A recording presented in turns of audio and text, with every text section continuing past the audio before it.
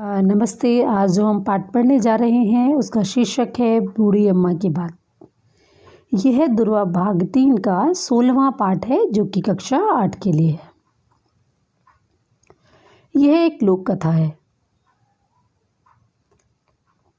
तो आइए पढ़ते हैं ये लोक कथा। एक किसान था, गोमा मोरी उसका नाम था। उसके पास थोड़ी सी खेती थी, इतनी खेती कि उसका गुजारा आराम से हो जाता था। उसके पास एक गाय, एक जोड़ी बैल और 20 बकरियां थी। छोटा सा घर था। घर के सामने पशु बांधने का एक बाड़ा था। बाड़ा होता है जहाँ पर पशुओं को बांधा जाता है। तो ऐसा ही उसका बाड़ा था। वहाँ पर चारों ओर कुछ लगा दिया जाता है, मेड़ सी लगा दी जाती है जिससे पशु बाहर ना जा पाए। 3 साल से वर्षा बहुत कम हुई थी, तो न फसल हुई थी न चारा। तो इस वर्ष भी आषाढ़ सूखा ही रह गया। आषाढ़ बच्चों जून और जुलाई के महीने को कहते हैं, जब गर्मी और बरसात का संधि काल होता है। गर्मी भी पड़ती है और आकाश से बारिश भी पड़ती है।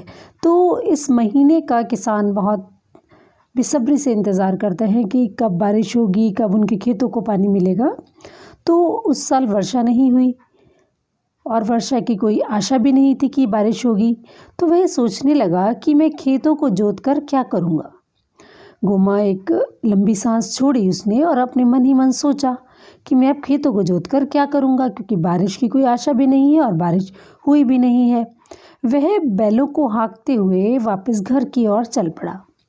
अगले दिन गोमा बड़े सवेरे सोकर उठा। गायें, बैल व बकरियों को बाड़े से निकाला। उसकी पत्नी बकरियों को घेर कर उन्हें चराने चली गई। उसने हिम्मत बटोरी और हल को बैलों के कंधे पर रख कर चल पड़ा अपने खेतों की ओर। रास्ते में उसे कई किसानों ने टोक कर कहा कि गोमा, खेत जोतने से क्या होगा, वर्षा के तो कुछ भी आसार दिखाई नहीं दे रहे हैं। तो गोमा ने सबकी बात सुनी। तो कई बार उसका मन डामाडोल भी हुआ। डामाडोल का अर्थ है कि अस्थिर हो जाना। कभी उसका मन हुआ कि लोग ठीक कह रहे हैं, मैं घर वापस चला जाता हूँ। फिर उसने सोचा कि नहीं, मैं उनकी बात नहीं सुनता हूँ। फिर भी उसने हिम्मत रखी और कुछ सोचकर अपने खेतों पर पहुँच गया। उसने आकाश की ओर देखा। सूरज आकाश के गोले की तरह जल रहा था, अर्थात बहुत गर्मी थी। उसने धरती को भी देखा। खेतों में गहरी चौड़ी दरारें पड़ गई थी, अर्थात बारिश न होने से, सूरज की तेज़ गर्मी से जो खेत थे उसके जो धरती थी वहाँ पर दरारें पड़ गई थी। वह बैलों को देखकर उनकी दशा से भी चिंतित था कि इतनी भयंकर धूप में मेरे बैल कैसे काम करेंगे। यह भी उसको चिंता सता रही थी। भूख प्यास सहन करते करते वे बहुत दुबले हो गए थे। वह थोड़ा निराश हुआ। उसने बैलों की दशा पर दया हो आई, उसको दया आ गई उन बैलों पर। उसने फिर एक लंबी सांस छोड़ी और खेत की मेड़ पर एक वृक्ष के नीचे बैठकर सोचने लगा। मेड़ वो होती है जब किसान सिंचाई करता है, तो सिंचाई के लिए मिट्टी से छोटे छोटे उनको घेरे से बना देता है ताकि पानी वहाँ पर रुके रहे। तो वह उस खेत की मेड़ पर एक वृक्ष के नीचे बैठ गया और सोचने लगा कि वह क्या करे, खेत जोते या उसे यूं ही पड़ा रहने दे। वह सोचता रहा। थोड़ी देर बाद वह उठा और दुखी मन से बैलों को हाँक कर घर की ओर चल पड़ा। उसने निर्णय कर लिया कि वह तब तक खेत नहीं जोतेगा जब तक बारिश नहीं होगी। धूप बहुत तेज़ थी। दूसरे दिन वह और भी निराश हो गया। उसके पैर न आगे बढ़ रहे थे न पीछे जाने की इसमें हिम्मत थी। रास्ते में एक पेड़ के नीचे उसने बैलों को रोका और वहीं ज़मीन पर बैठ गया। तभी वहाँ पर एक बूढ़ी अम्मा आ गई। वह भी उसी पेड़ के नीचे बैठ गई। तो गोमा ने उससे पूछा, अरे ओ बूढ़ी अम्मा, कहाँ से आ रही हो इतनी तेज़ धूप में, तुम्हें किधर जाना है? तो बूढ़ी अम्मा ने कहा, मैं तो अपनी नातिन से मिलने पास के गांव जा रही हूँ।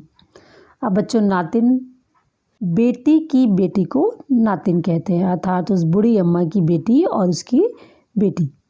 तो वो कहने लगी, मैं अपनी नातिन से मिलने पास के गांव जा रही हूँ, लेकिन तुम इस समय यहाँ क्या कर रहे हो? वह बूढ़ी अम्मा गोमा से पूछती है। यह समय तो खेत में हल जोतने का है, लेकिन तुम यहाँ आराम कर रहे हो। क्या तुम बीमार हो या तुम्हारे बैल बीमार हैं? कहीं तुम्हारा हल टूट तो नहीं गया? तो इस तरह के प्रश्न वो बूढ़ी अम्मा गोमा से करने लगी। तो गोमा बोला, नहीं अम्मा, न तो मैं बीमार हूँ और ना ही मेरे बैल बीमार हैं।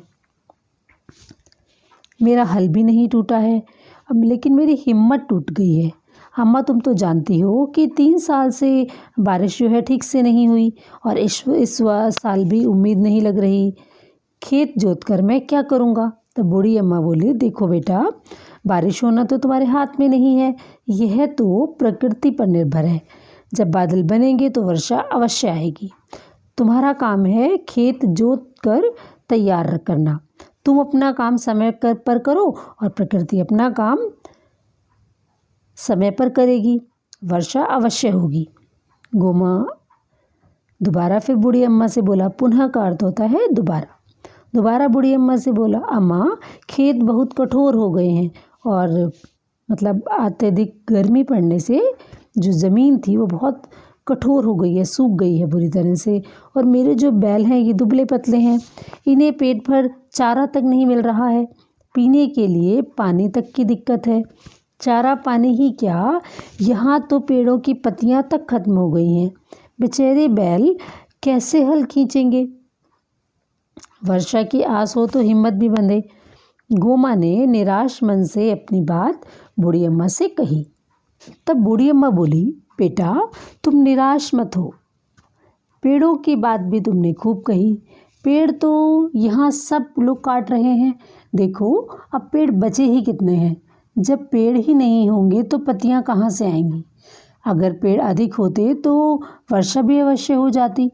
सारे जंगल से पेड़ों की कटाई जारी है, अर्थात सभी जंगलों से पेड़ काटे जा रहे हैं। बच्चों, आपको पता है कि बारिश जो है वो वृक्ष वर्षा लाते हैं, है ना। पेड़ नहीं होगी तो हरियाली कहाँ से होगी, हरियाली नहीं होगी तो बारिश भी नहीं होगी। तो ये बूढ़ी अम्मा उस गोमा को समझाने लगी। लेकिन जो हुआ सो हुआ। अब तो तुम लोग पेड़ों पर ध्यान दो।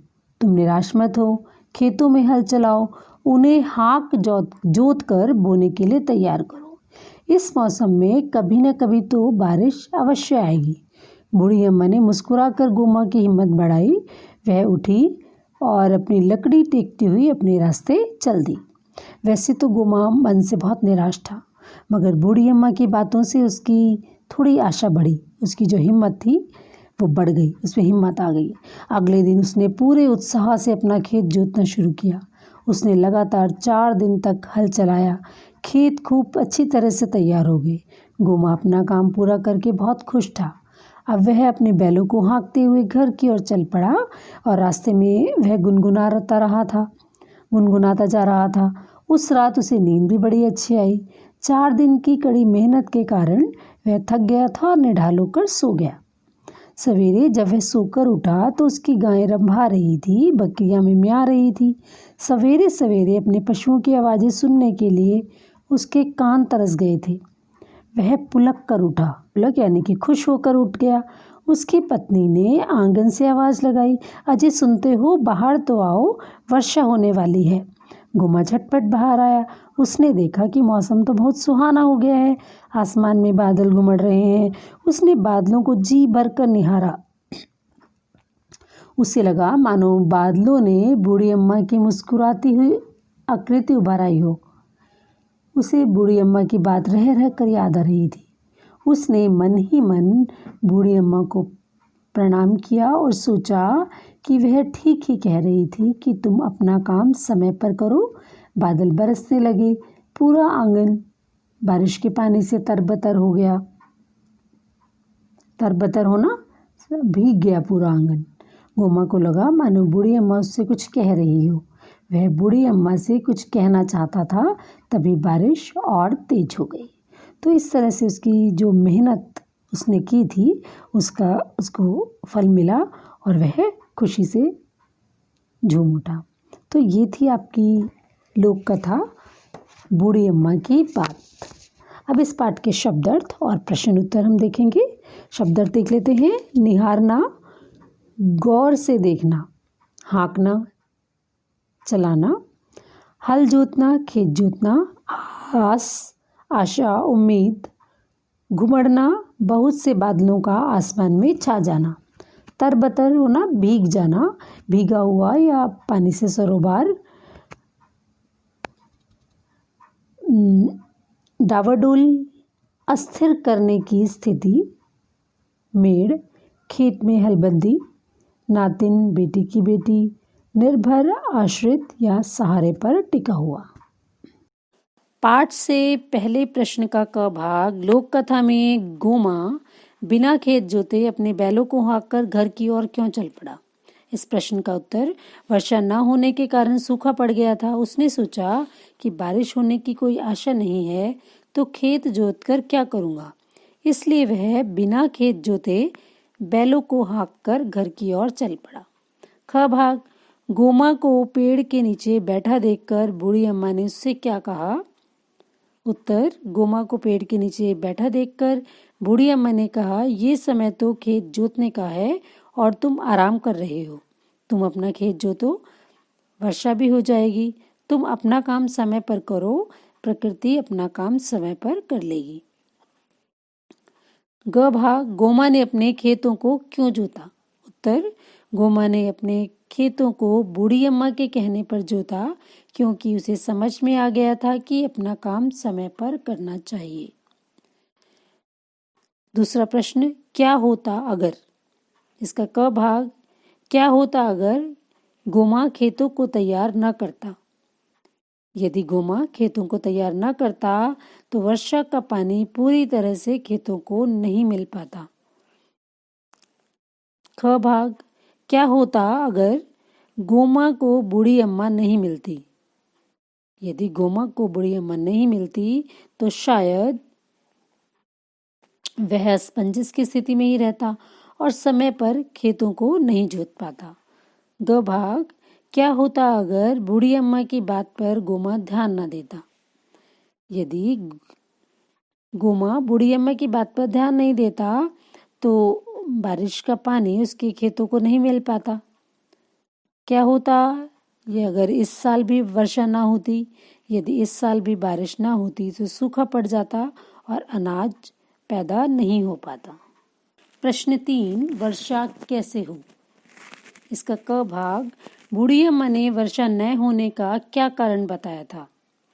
बूढ़ी अम्मा ने वर्षा न होने का कारण बताया था कि बहुत सारे पेड़ कट गए हैं, हरियाली नहीं है, जिसके कारण बारिश समय पर नहीं हो रही है। ख भाग। क्या तुम बूढ़ी अम्मा की बात से सहमत हो? अपने उत्तर का कारण भी बताओ। तो हाँ, हम बूढ़ी अम्मा की बात से सहमत हैं क्योंकि जितने अधिक पेड़ होंगे वर्षा उतनी ही अच्छी होगी और समय पर भी होगी। प्रश्न 4 का क भाग। इस वर्ष भी आषाढ़ सूखा ही रहा। लोक कथा से जाहिर होता है कि गोमा के गांव में 3 साल से वर्षा नहीं हुई थी। वर्षा न होने के कारण उनके गांव के बैलों, खेतों और पेड़ों में क्या बदलाव आए होंगे? इसका ख भाग है। सवेरे सवेरे अपने पशुओं की ये आवाजें सुनने के लिए उसके कान तरस गए थे। गोमा ने बहुत समय बाद अपने पशुओं की आवाजें सुनी थी, क्यों? इसके क भाग का उत्तर, गांव के बैलों, खेतों और पेड़ों की दशा खराब हो गई होगी। खेत और पेड़ सूख गए होंगे। बैलों को खाने को कुछ नहीं मिलता होगा, वे कमजोर पड़ गए होंगे। इसका ख भाग। गोमा को यह आवाजें बहुत दिनों बाद सुनी थी क्योंकि वर्षा न होने के कारण जानवर भी उदास थे। बादलों को देखकर गायें खुशी से रंभाने लगी और बकरियां भी मिमियाने लगी थी। प्रश्न 5, बूढ़ी अम्मा ने कहा वर्षा अवश्य होगी। तुम्हारे विचार से बूढ़ी अम्मा ने गोमा से यह बात क्यों कही? बूढ़ी अम्मा ने गोमा से यह बात कही क्योंकि बूढ़ी अम्मा अनुभवी थी और वह चाहती थी कि गोमा मेहनत से जीना चुराए, वह खेतों में हल चलाए। ख भाग। क्या उन्हें मालूम था कि इस साल वर्षा होगी? यदि उन्होंने अपने अनुभव के आधार पर केवल अंदाजा लगाया था। इसका उत्तर है, इस साल वर्षा होगी यह उन्हें मालूम होगा या नहीं, परंतु उन्होंने अपने अनुभव से अंदाजा लगा लिया था कि इस साल बारिश होगी। ग भाग। वर्षा और पेड़ों के संबंधों के बारे में सोचो। 5-5 बच्चों के समूह बनाकर बातचीत करो और फिर सबको अपने समूह के विचार बताओ। तो बच्चों ये तो आपको स्वयं करना है। प्रश्न संख्या 6 है, कैसा था गोमा? सही शब्दों पर गोला बनाना है। तो बच्चों ये तो आपको बताना है, जैसे गोमा मेहनती, भोला भाला, समझदार, गरीब, लग्न का पक्का व्यक्ति था। वह हर रोज बैलों को खोल कर खेतों की ओर ले जाता, पर सूखा देखकर लौट आता था। बूढ़ी अम्मा के कहने के बाद उसने खेतों को जोता। धरती सूखी थी, फिर भी उसने 4 दिन तक पूरी मेहनत के साथ खेत को जोत दिया। अब जो अगले प्रश्न हैं वो आपको स्वयं करने हैं। अब प्रश्न संख्या 11 है, अपनी भाषा। नीचे लिखे वाक्यों को अपने ढंग से सार्थक रूप में तुम जिस तरह भी लिख सकते हो वैसे लिखो। तो ये वाक्य है, कब वाक्य है, उसने बादलों को जी भर निहारा। तो हम इसको ऐसे लिख सकते हैं, जी भर कर उसने बादलों को निहारा।